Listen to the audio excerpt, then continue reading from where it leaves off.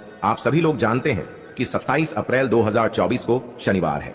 साथ ही में दोस्तों इस दिन संकष्टी चतुर्थी है। संकष्टी चतुर्थी भगवान गणेश जी का दिन होता है। साथ ही में दोस्तों संकष्टी चतुर्थी के साथ साथ में इसे संकटा चौथ के नाम से भी जाना जाता है।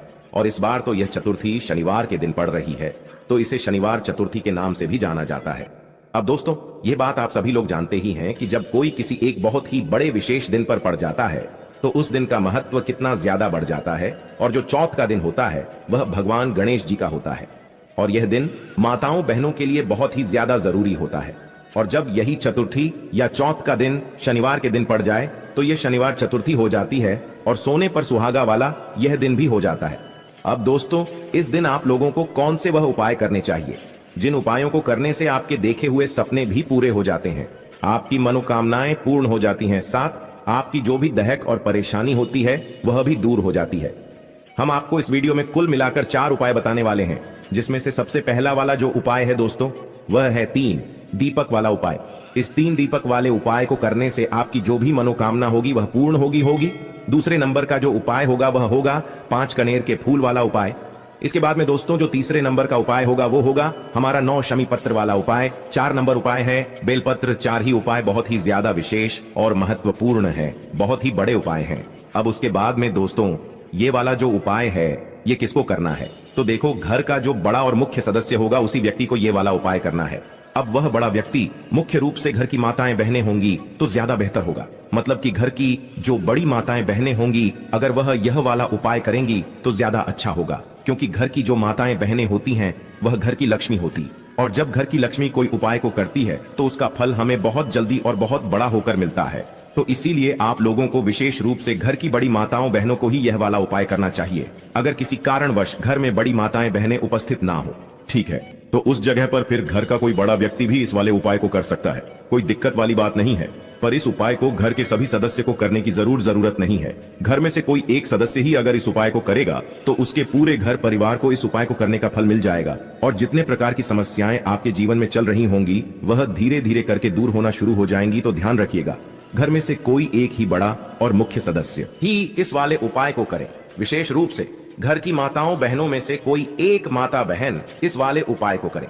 ठीक है, अब किस समय करना है, तो दोस्तों दीपक वाला उपाय है तो दीपक तो भाई शाम के समय प्रदोष काल में या रात्रि में ही जलाए जाते हैं। इसलिए इस वाले उपाय को आपको शाम के समय प्रदोष काल में ही करना है। तो लगभग इस दिन संकष्टी चतुर्थी के दिन शाम के समय 6 से 7 बजे के बीच में, अगर थोड़ा लेट हो जाए तो 8 बजे तक भी आप लोग ये वाला उपाय कर सकते हो। इन तीनों दीपकों को आप लोगों को अपने घर से लेकर निकलना है। अब दोस्तों हमने बनाया है तो 3 अलग अलग जगहों पर यह दीपक रखाएंगे। अब वह 3 अलग अलग जगह कौन सी हैं वो आप लोग ध्यान से सुनिए। देखिए सबसे पहला वाला जो दीपक है वो आप लोग लेकर जाओगे किसी भी बड़े वाले बेल पत्र के पेड़ के नीचे, और बेल पत्र के पेड़ के नीचे पहुंचकर अपना पहला दीपक अपनी माचिस लेकर भी जाओगे। अपनी माचिस से अपना पहला दीपक जलाओगे और बेल पत्र के पेड़ के नीचे रख दोगे। भगवान से प्रार्थना कर लेना, उनको धोख देना, अपने घर में माता लक्ष्मी जी की कृपा के लिए आशीर्वाद प्राप्त कर लेना। तो पहला बेलपत्र के पेड़ के नीचे लगाने के बाद दूसरा दीपक आप लोग लेकर जाओगे किसी भी आंवले के पेड़ के नीचे, और आंवले के पेड़ के नीचे जाकर अपने तीसरा नंबर का दीपक जला देना है। और वहां पर भी भगवान से प्रार्थना कर लेना, वहां पर धोख दे लेना है। उसके बाद में दोस्तों तीसरे नंबर का जो दीपक होगा ये आप लोगों को लेकर जाना है किसी भी बड़े वाले पीपल के पेड़ के नीचे, और पीपल का पेड़ भी बड़ा होना चाहिए। तो पीपल के पेड़ के नीचे जाकर अपना दूसरा दीपक जलाकर उस पीपल के पेड़ के नीचे रख देना। आपको सिर्फ घर से दीपक बनाकर लाना है और जलाना है इन वृक्षों के नीचे आकर ही है। इसके बाद में दोस्तों आपका यह वाला उपाय पूर्ण हो जाता है। इस उपाय को करने से दोस्तों आपके घर में माता लक्ष्मी जी की कृपा होगी, शुभ शांति बनी रहेगी। साथ ही में दोस्तों जो भी आपके घर में दुख और परेशानियां होंगी वह भी दूर हो जाएंगी। अब दोस्तों हम लोग बात करते हैं सीधा दूसरे वाले उपाय के बारे में, जो कि आपको इस संकष्टी चतुर्थी या संकटा चौथ के दिन जरूर करना चाहिए। माताओं बहनों के लिए विशेष रूप से है। तो इस वाले उपाय में हमें क्या करना है दोस्तों, यह है 9 शमी पत्र वाला उपाय। अब इस 9 शमी पत्र वाले उपाय में भी हमें साफ साफ यह बात समझ आती है कि इस उपाय में हमें 9 शमी पत्र लेने होंगे। 9 शमी पत्र लेने के लिए भी आपको शमी के पेड़ से शमी की पत्ती तोड़कर लानी पड़ेगी। कुल मिलाकर आपको 9 पत्ती लेकर आनी है शमी की। उसके बाद में दोस्तों आप लोगों को न शमी पत्र लाकर क्या करना है, शाम के समय प्रदोष काल में यह वाला उपाय करना है। अगर कोई शाम के समय ना कर पाए तो भाई वह सुबह के समय भी कर सकता है। उपाय माताओं बहनों के लिए इसीलिए जरूरी है क्योंकि इस उपाय को करने से उनके घर में जो उनके बच्चे होते हैं उनके ऊपर से सारी दहक और परेशानियां दूर होती हैं। साथ ही में उनके परिवार के ऊपर से भी सारे दुख कष्ट दूर हो जाते हैं। तो माताओं बहनों को विशेष रूप से यह वाला उपाय करना है और इस उपाय को करने के लिए आप लोगों को 9 शमी पत्र लेकर आने हैं। 9 शमी पत्र आप लोग अपने साथ में लेकर आ जाइएगा। उसके साथ में दोस्तों आप लोगों को यहां पर एक घी का दीपक भी तैयार करना है, जो कि आप लोग आटे का ही तैयार करोगे। उसके अंदर गोल बाती रखोगे, साथ ही आप लोग यहां पर शुद्ध देसी गाय का घी डाल लोगे। ये सभी चीजें तैयार करके आप शाम के समय प्रदोष काल में जब भी आप इस उपाय को कर रहे हो, संकष्टी चतुर्थी के दिन, सकट चौथ के दिन, तो भैया आप भगवान शिव जी के मंदिर पहुंच जाना। मंदिर पहुंचकर आप लोगों को क्या करना है कि सबसे पहले भगवान शिव जी के शिवलिंग के पास में आप लोगों को पहुंच जाना है। पहले भगवान के दर्शन कर लेना। अगर आप कोई शिव जी पर चीज चढ़ाना चाहते हो तो पहले वह चढ़ लेना। उसके बाद में उपाय करना तो शिव जी के शिवलिंग के पास में पहुंचना और पास में पहुंचने के बाद अपने वह 9 शमी पत्र निकाल लेना। 9 शम पत्र से 5 शम पत्र समर्पित करने के बाद दोस्तों आप लोगों के पास 4 शम पत्र बचेंगे। अब ये 4 शम पत्र में से 3 शम पत्र आप लोगों को और अलग से निकाल लेने हैं। इन 3 कैम पत्रों को आप लोगों को भगवान शिव जी की शिवलिंग के ऊपर समर्पित करना है। अब इसमें जो पत्तियों का भाग होगा वह जलाधारी की तरफ, मतलब सामने की तरफ होना चाहिए। इस तरीके से इन 3 शमी पत्रों को जमा कर आप लोगों को शिवलिंग के ऊपर समर्पित कर देना है। उसके बाद में दोस्तों आखिरी में आपके पास 1 शमी पत्र और 1 घी का दीपक बचेगा। इस घी के दीपक को आपको शिवलिंग के पास में नहीं लगाना है। अब विजय से उसके साथ भगवान शिव जी की चौखट के पास में आ जाना है और मंदिर के अंदर से खड़े होकर मंदिर के बाहर देखना है कि आपका उल्टा हाथ कौन सा पड़ रहा है। उस उल्टे हाथ की चौखट पर बैठना है, मंदिर के बाहर नहीं निकलना है। मंदिर के अंदर बैठकर ही आप लोगों को क्या करना है कि भगवान शिव जी के उल्टे हाथ की चौखट पर आप लोगों को सबसे पहले अपना वह एक बचा हुआ शम पत्र समर्पित करना है और शमी पत्र समर्पित करने के बाद अपना वह एक घी का दीपक अपने ही माचिस से जलाकर इस घी के दीपक को आप लोगों को उसी क्षम पत्र के पास में गणेश जी के मोर ध्वज या मयूर ध्वज गणेश जी का नाम लेते हुए इस दीपक को वहां पर अपनी मनोकामना को कहते हुए रख देना है, जिस मनोकामना के लिए आप अपना यह वाला उपाय कर रहे हो। अब दोस्तों यहां पर आप लोगों ने जो 5 शमपत्र गणेश जी वाले स्थान पर समर्पित किए हैं, ये शिवलिंग में जो गणेश जी का स्थान होता है जलाधारी के सीधे हाथ की तरफ, सिर्फ वहीं पर आपको समर्पित करने हैं। गणेश जी की प्रतिमा के ऊपर समर्पित नहीं करना है। और 3 शमी पत्र आप लोग शिवलिंग ऊपर समर्पित करेंगे। बाकी 1 कमी पत्र आप शिव जी की चौखट पर आकर समर्पित करेंगे और उसी के साइड में आप लोग दीपक लगाएंगे गणेश जी के मूल ध्वज और मयूर ध्वज गणेश जी का नाम लेते हुए, और अपनी मनोकामना इस जगह पर बैठकर जरूर बोल देना। बस दोस्तों यहां पर यह वाला उपाय पूर्ण हो जाता है। चलिए दोस्तों अब हम बात करते हैं तीसरा वाला उपाय में। अब इस वाले उपाय में आपको 5 कनेर के फूल वाला ये उपाय है। तो सीधी सी बात यहां पर हमें यह बात समझ आती है कि इस वाले उपाय में हमें 5 कनेर के फूल लाने पड़ेंगे।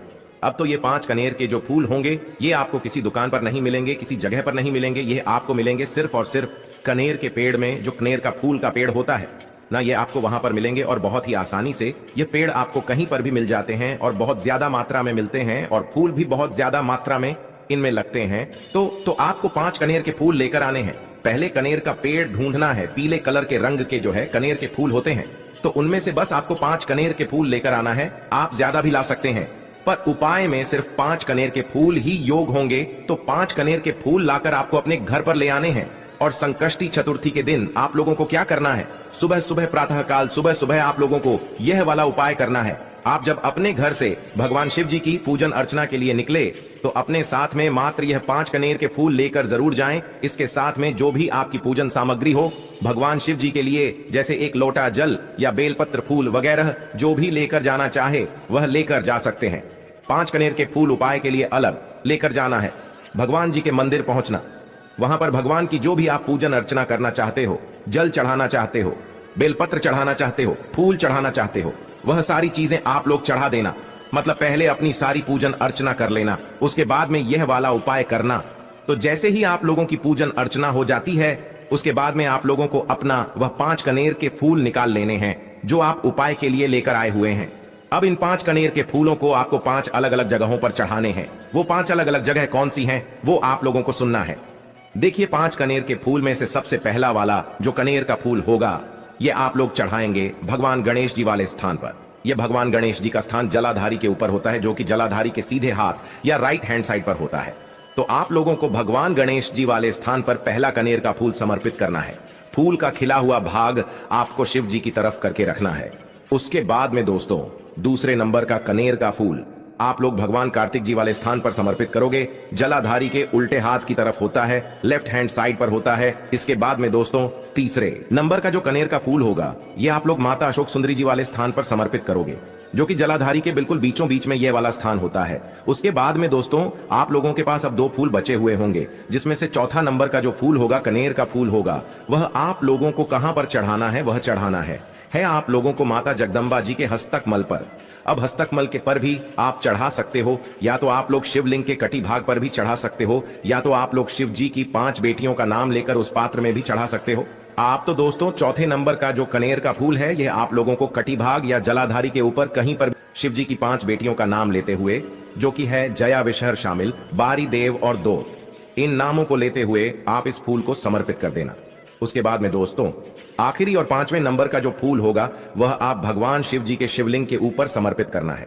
जब इस फूल को आप शिवलिंग के ऊपर समर्पित करें तो कनेर फूल का जो खिला हुआ भाग होगा वह आपको आगे की तरफ जलाधारी की तरफ करके रखना है, जहां से जल बहता है और नीचे गिरता है। इस तरीके से दोस्तों आप लोगों को इन 5 फूलों को 5 अलग अलग जगहों पर समर्पित करके जो भी मनोकामना हो वह भगवान शिव जी से बोल देना है। आपकी वह मनोकामना बहुत ही जल्द पूर्ण जरूर हो जाएगी। चलिए बात करते हैं आखिरी उपाय के बारे में, जो कि संकष्टी चतुर्थी का सबसे बड़ा और विशेष उपाय है। यह उपाय आपकी बड़ी से बड़ी बीमारी को समाप्त करने के लिए है। देखिए, इस उपाय के लिए आपको सबसे पहले 1 लोटा जल ले लेना है। तांबे के पात्र में जल ले लेना है। इसी के साथ आपको ले लेना है एक बेलपत्र आप जो भी लेंगे वह कहीं से कटा पटा नहीं होना चाहिए, और बेलपत्र की डंडी के आखिर में जो टूट होती है यानी जो डंठल होता है वो भी नहीं होना चाहिए। अगर आपके पास बेलपत्र नहीं है तो शिवलिंग के ऊपर चढ़े हुए बेलपत्र को उठाकर जल से शुद्ध करके फिर आप उसका भी इस्तेमाल कर सकते हैं। इसी के साथ आपको ले लेना है 2 शमी पत्र। अगर शमी पत्र भी आपके पास नहीं है तो शिवलिंग के ऊपर चढ़े हुए शमी पत्र को उठाकर जल से शुद्ध करके आप उसका भी इस्तेमाल कर सकते हैं। देखिए, बीमारी को दूर करने के लिए, बड़ी से बड़ी बीमारी को, सालों पुरानी बीमारी को दूर करने के लिए पूज्य गुरुजी ने कहा कि इससे सर्वश्रेष्ठ उपाय कोई भी नहीं हो सकता है। इसलिए आप इस उपाय को बहुत ही ध्यान से समझिए। इसी के साथ फिर सबसे आखिर में आपको ले लेना है थोड़ा सा लाल चंदन का पाउडर। अगर आपके पास है तो आप ले लीजिए और थोड़ा सा जल मिलाकर उसको पेस्ट बना लीजिए। अब ये सारी सामग्री लेकर आपको शिवालय पहुंच जाना है। यह उपाय आप सुबह करना चाहे तो सुबह कर लें और शाम को करना चाहे तो शाम को कर लें। पूरे दिन में किसी भी समय आप इस उपाय को कर सकते हैं।